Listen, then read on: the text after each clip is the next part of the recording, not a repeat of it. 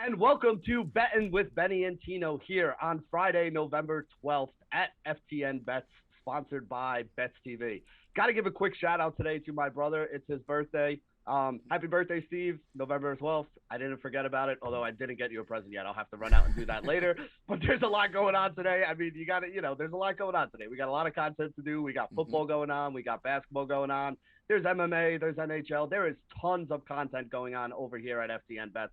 But today, we're going to do what we always do when we do the Friday show. We're going to talk about the Circa Millions contest. We're going to talk about what our picks are for the Circa Millions contest this week. And then we're going to get into some prop bets for Sunday and Monday games. And as always, I have my esteemed co-host and producer extraordinaire, Steven Tino Rodriguez. What is going on, my dude? How are you this morning? From one Steven to another, happy birthday, Steven. That's nice. You know, a fellow Steven. Is he a V or a PH, Benny? He's a V? He's a V. He's a V. So okay, you guys are the opposite. Yeah. It's all right. We still accept you as a Steven. That's all right. But yeah, I'm doing good. Yesterday, watching that Thursday night football kind of made my eyes bleed. It was painful to watch. 6-3 through about like 2.5 hours of football is never fun. Just to recap it really quick, we saw just about everything go wrong for the Ravens. I mean, fumbles, bounce passes to receivers like 5 yards away. Justin Tucker missed a field goal. That's when I knew we were in trouble. When Justin Tucker missed a field goal, I was like, uh-oh. Like, this is not going to be a good 60, no. It wasn't a 60-yard. It was like 44 yards. It's usually a chip shot for him in the 40s, you know? Yeah, and he just missed it, so you just knew the things were not going the Ravens' way, but we made it through. It wasn't fun. It wasn't pleasant, but we made it through. There is a light at the end of the tunnel, and we're here for our Circa picks and props, which did pretty good. We'll get to those in a second, but that did pretty good last night, though. There was a silver lining. Yeah, I mean, listen, it was one of those games, right? Like, if you bet, I forget what site it was, but one of the sites had one of those, like, bet a first touchdown scorer, and, you know, it's a risk-free bet. If he doesn't score, you get your $20 back or whatever it was. With 10 minutes left, I think, in the fourth quarter, we were still waiting for who the first touchdown scorer of that game was going to be. And the answer wound up being the Miami Dolphins defense, which I don't know anybody that had that. There was one guy, FanDuel tweeted something out about like one guy had $100 on it and it was paying, I think it paid 40-1, right? It was like plus 4,000 or something like that. So, you know, congratulations to that guy who bet 100 on the Miami defense being the first one to score. Wound up taking home an extra $4,000 last night. It was not on my betting card. It was not on a lot of people's betting cards. Not something that I normally or really ever kind of bets, but you know, hey, you give credit to the people that take the chances and hit the bets, and that's what happens sometimes. And speaking of taking chances and hitting bets, before we get into the Circa picks here, why don't we do a quick recap of? Well, actually, no, we're in a new. You know what? I don't even want to recap the last quarter here for Circa. We are in a new quarter starting today, so we are going to go 5-0 this week. We're going to go 5-0 the next 3 weeks, and we're going to win the $125,000, I think it is, the quarterly prize. The quick recap is if we did way better than the first quarter. I think the first quarter we went like 2-3 or 3-2 the entire way. I think we were like 500. And then the last quarter we went 4-1 a few times. So we just need to get over that hump there at 4-1. And I think this week might be it. I think you're right. I think we're going to get the 5-0 this week. I feel good about our 5. I feel good about our 5. Well, it wasn't too contentious this week. It wasn't that contentious this week. There's normally some pushback. Yeah, normally Tino and I stop being friends for at least an hour or two while we're arguing about this. But this week there were only 1 or 2, and it wasn't like ones that either one of us had strong convictions on. Like our first, I think we had 6 or 7 on the list overall, and we were both pretty much in agreement on, I don't mind dropping that one off. I like that game better and stuff like that. So I'm going to start the picks off here talking about the Steelers going up against the Detroit Lions in this one. So my number on this game, if anybody saw the video on Monday that we do the opening line video, my number on this game, I think was 12.5 or 13. The spread on this one on the Circa contest is down to only -8. Now, again, I don't like being on the wrong side of the 7, but when I have what I think is 4 to 5 points of value on a game, I'm still going to like it here. And listen, it really just comes down to the fact that the Lions are just not a good team, right? The Lions, what they really want to do, or when they're able to keep games close, they usually do it by running the football. And Jamal Williams is out this week, so it's going to all fall on DeAndre Swift, which is not a bad thing. But DeAndre Swift going up against a good run defense is kind of like banging your head against the wall. The way you kind of want to attack Pittsburgh has been through the air so far this year. And if they're going to try to go through the air, that's where it's going to be trouble for them because Jared Goff has not looked good. They do not have a good set of pass catchers. TJ Hawkinson is about the only one that I'll give credit to. I know Khalif Raymond, Amon-Ra St. Brown. Yeah, that's all great, but none of those guys are really good wide receivers out there. The only thing that I'm a little nervous about here is TJ Hawkinson and, DeAndre Swift if he gets going. But again, Swift is banging his head against the wall here. Hawkinson may have and probably should have a good game here.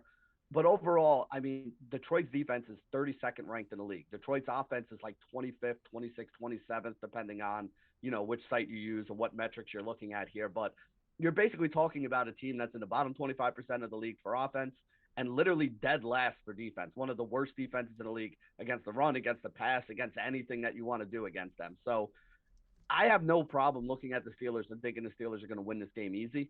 And I think that 8 is just not enough points for this game. Everybody looks back to the 1 or 2 good games that Detroit has played this year.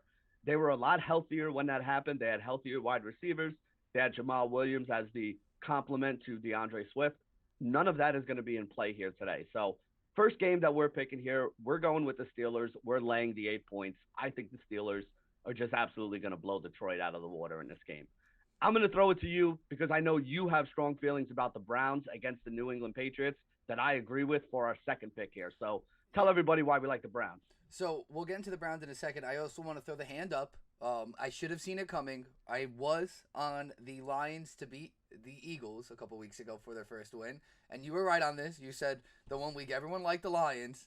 I like the Eagles. And we had this talk. That's one of those things I'm like, you don't even like the Eagles. And you're like, well, I don't like the Lions. I hate them.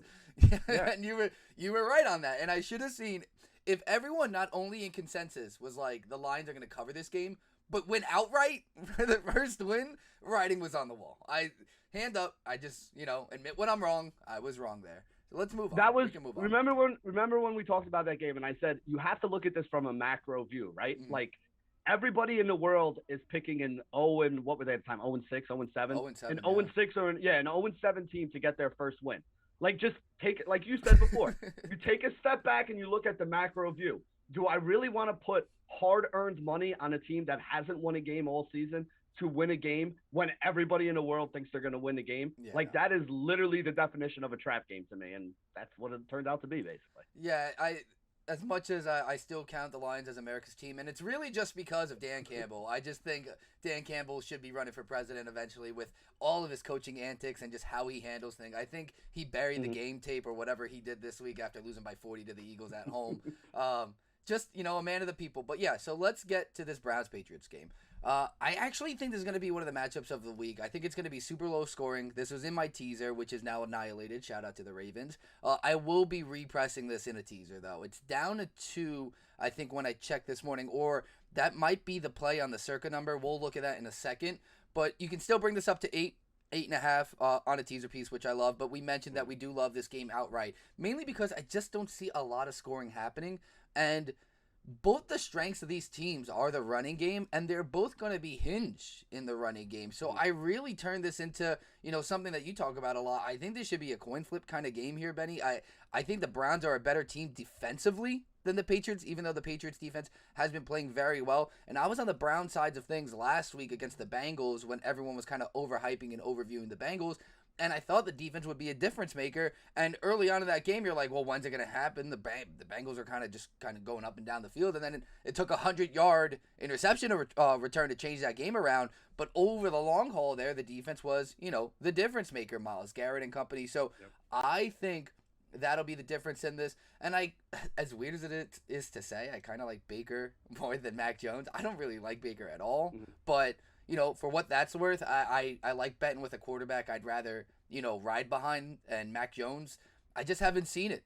When he has to air it out outside of the run game, I just haven't really seen it. So I like the Browns. I think this game's going to be super close. It'll be a sweat. I wish somehow we could have got this at 3 points. But we can't. So if you're not teasing it up and you get that comfort from it, I think riding them, not even just with the points, we have to play the points in the Circa contest, but I would take them money line. I wouldn't even want the 2.5 points here. I'd rather go money line, but we're talking Circa, so we're playing the number. But I would rather them just win this outright if I'm going to play the Browns. Yeah, I mean, I talked about the money line on the opening line show at the beginning of the week. I thought the Browns money line is where the value was. Listen, I'm not saying the Browns win this game and it's an absolute lock. Like No. I think it's kind of a coin flip where the Browns maybe are slightly favored if it's not like a straight pick 'em. But if you're getting plus money and you're getting points, like again, if I'm getting less than the +3, Yeah. I'd rather just play the money line here. And I agree with you. But again, for the Circa contest, it's all about the spreads. It's all about the points. So we'll take the +2.5. So the next one I want to talk about here, to go back to a theme that we just talked about a couple minutes ago, I don't think the Eagles are a very good football team. So the Eagles are traveling to Denver to take on the Denver Broncos. The spread on this game is -3. I like the Broncos as -3 favorites at home. And a lot of it has to do with the fact that the Eagles defense is not very good. And one of the things they're not very good at is stopping the run. They're a bottom 8, or I think they're a bottom 8 run team this year. It might be bottom 10, but I'm pretty sure it's bottom 8, which means they're in the bottom 25% of the league at stopping the run. And what we know about Denver is if Denver can run the football, they're a tough team to stop, because if they can run, then they get the play action going. You got some really good wide receivers over there. You got Judy healthy right now. Tim Patrick stepped up and has been a really good player for them so far this year. And then you have Cortland Sutton as well, who's starting to round back into form too. So, there's just a lot of ways that this Denver team can score. Teams don't play very well, with the exception of the Raiders, when they have to go into Mile High in Denver. We lost that one earlier in the year on the Raiders there. But I like Denver at home a lot. I like Denver at home when it's only 3 points here as well. So the next bet we're putting in there is the Denver Broncos at -3. One we agree on, one we both like. And again, I like betting against the Eagles anytime they're not playing the Detroit Lions. So let's talk about the next one. I know you have some thoughts on the Rams and the San Francisco 49ers, which is our fourth pick. So why don't you get into that one? Yeah, so shout out to Brooke Cromer on this.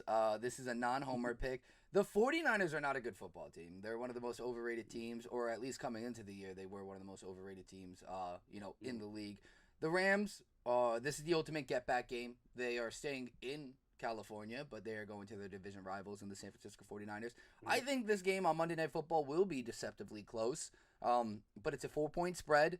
And I just think the Rams should win this game by a touchdown. I mean, just to keep it very simple, that's just how I view the Rams as a touchdown better than the 49ers. So seeing this at 4, I feel pretty good about that. I did want to touch on a few things here. Okay, so the 49ers, in terms of offense, I just don't really get what they're doing. Like, I don't know. The last couple of games I've watched them, really the 2 games against the Cardinals are the most baffling ones. They can't generate any offense, and I know that the Arizona defense is solid. Like I get that, but last week, I mean, granted, I had them in a few parlays, so maybe I'm still bitter, but they lost to a Colt McCoy led Cardinals team.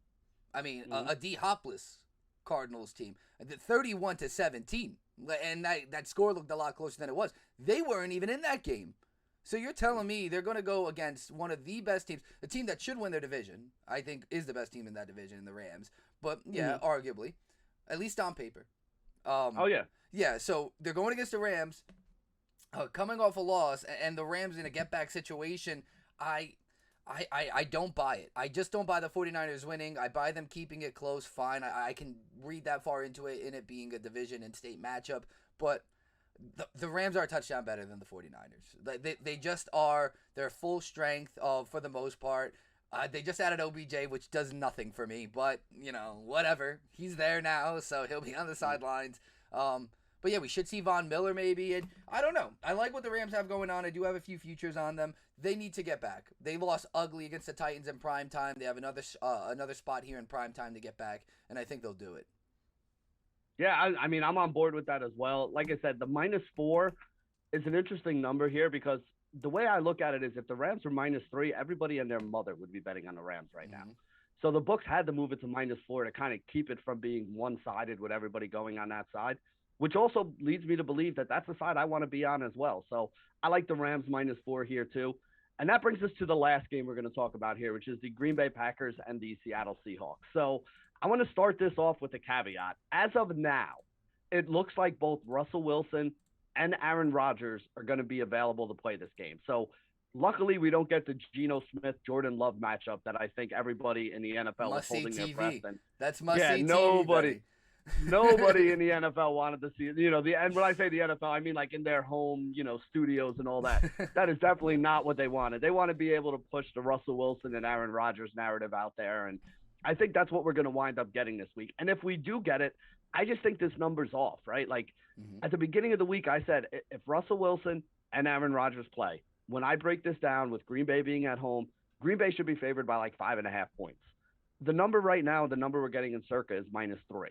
So I have no problem laying a field goal with Green Bay at home against Seattle, even with Russell Wilson playing, because that would basically mean that if you look at these two teams, that you would think that Green Bay is only maybe a point to a point and a half better on a neutral field. If this game was in Seattle, that would mean that this game is a pick 'em, and I do not see that. I still would favor Green Bay if this game was in Seattle. So the fact that it's in Green Bay to me means that it has to be more than 3. So for me, like I said, the number I made this is 5.5. If we're looking at a -3 here, I just think we got like at least 2 or 3 points of value in this line right here. I think Green Bay's offense is better than Seattle's.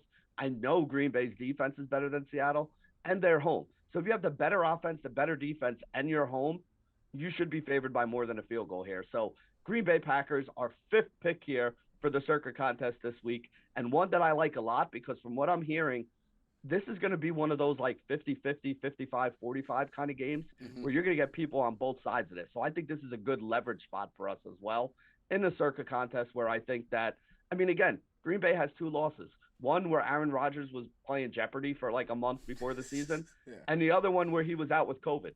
In the games in between that Aaron Rodgers played, they've won and covered in every single one of those games. So Yeah. -3, just not enough points here. Love the Green Bay Packers. Even took this as a straight up bet as well. On top of the fact that it is one of our plays in the Circa contest. So there you go. That wraps it up for our 5 Circa picks for the day.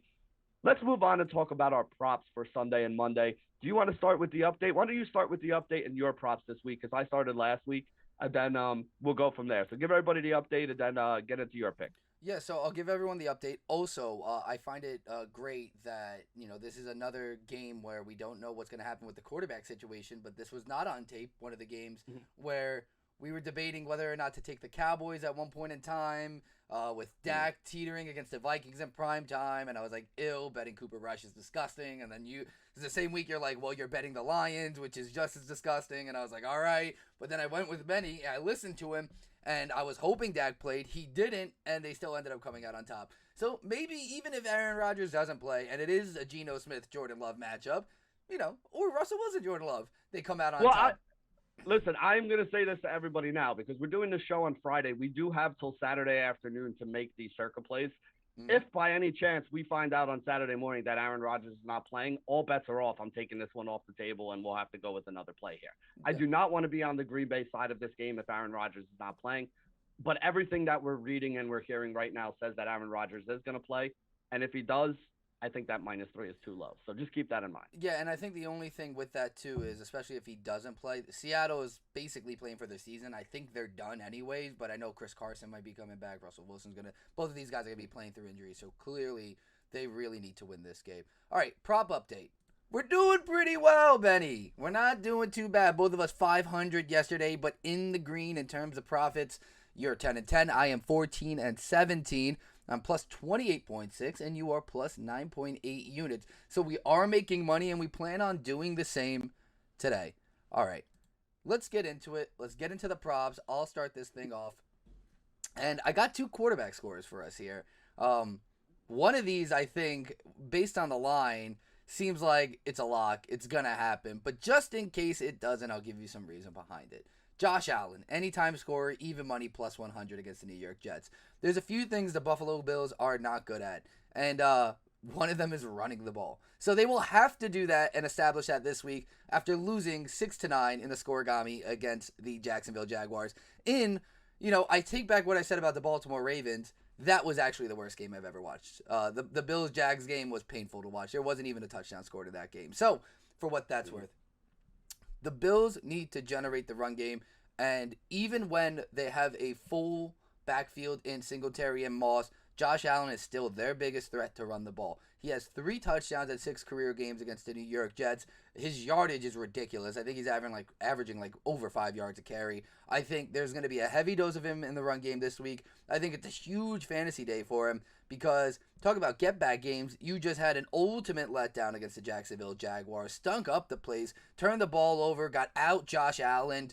I think he's coming back with a vengeance this week. Unfortunately, it's against your New York Jets, Benny. But I think he's going to go off, and I think he's definitely scoring a rushing touchdown, and he's getting back to the old Josh Allen we all know and love. Next one. This is essential. This was going to be one of our Circa picks in the New Orleans Saints. I don't love them against the Tennessee Titans only because I don't know who's starting at quarterback. But if Taysom Hill was starting at quarterback, and I knew that for sure, I actually would have liked them a lot better. I think the Saints' best chance at success is with Taysom Hill at quarterback. As much as Trevor Siemian showed out against the Bucs, I think Taysom Hill is the answer for them. And mainly because he's an unaccounted for runner in this offense. They have Kamara. They have Mark Ingram. They can't really push the ball downfield either way, so they have to control the line of scrimmage. And it helps when you have a running quarterback in Taysom Hill. He's at plus 350 here to score at any point in time. Even if he's not starting, because there's a good chance he isn't, he's going to be on the field. He's going to get rushing attempts, and I think he's going to be used in the red zone. It's one of the main areas, even when Jameis was there, that he got used. So at plus 350, 3.5 to 1 odds, I love that bet.